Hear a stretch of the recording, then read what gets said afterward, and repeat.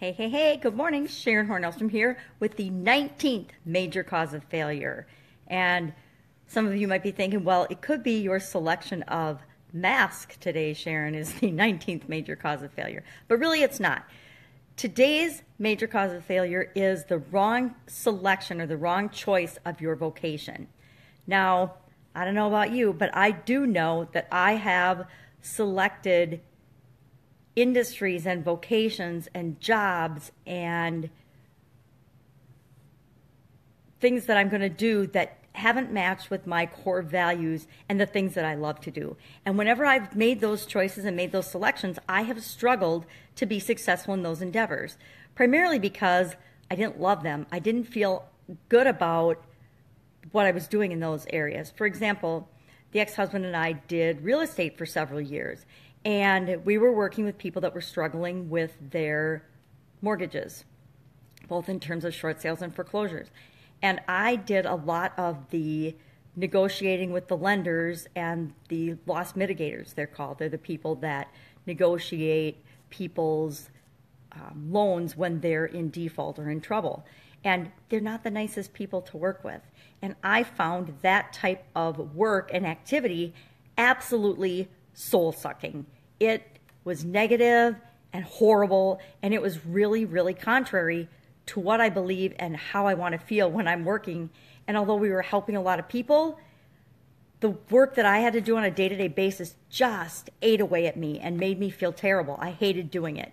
I hated being surrounded by all the negativity and all the fear, doubt, and worry. And so that's an example of choosing a vocation that isn't in alignment, that I didn't love to do. And even though we had success in it, it was a personal struggle, and it was at a really high cost to me and my health and everything else. And how often do we find ourselves in a career or in a job that somebody else has influenced into taking? I know I changed my mind a lot when I was first in college and when I was deciding what to study. And part of that was because I was letting so many people outside of me influence my choices and influence my decisions. I didn't realize that I had the power, and it was totally up to me. I got to decide and choose what I wanted to study, what I wanted to do, what I wanted to be when I grew up, and where I wanted to work or not work, and what I wanted to do or not do.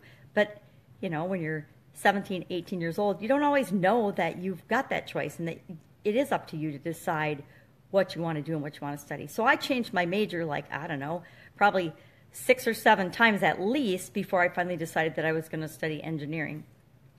And, you know, was it my dream to be an engineer? No, my dad was an engineer, so I thought I should be an engineer too. Was it my dream to have a manufacturing business? Well, kind of. I kind of wanted to have a manufacturing business, but was it my dream to make handmade Italian food?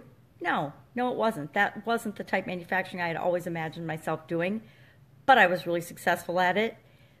But as I was doing it, I became more and more unhappy because it wasn't a match with what I knew I should be doing and providing in the universe. And so it's really, really important to make sure that you're doing, and listen, we spend so much of our time working or in our businesses.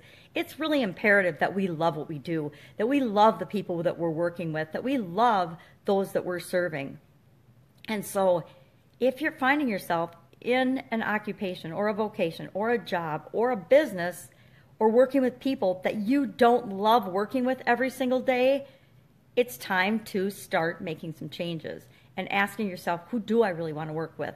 What vocation do I want to be in? How do I want to make a difference in the world? What am I here to do? How am I here to serve? How am I here to help make the world a better place? And when you have the answers to those questions, it becomes really easy to decide what you're going to do and how you're going to spend your time. So that's it for today. 19th major cause of failure is wrong selection of vocation. So what do you do? Why do you do it? Do you love it? And if not, what are you going to do about it? That's it. Have an awesome day, and I will see you tomorrow. Bye.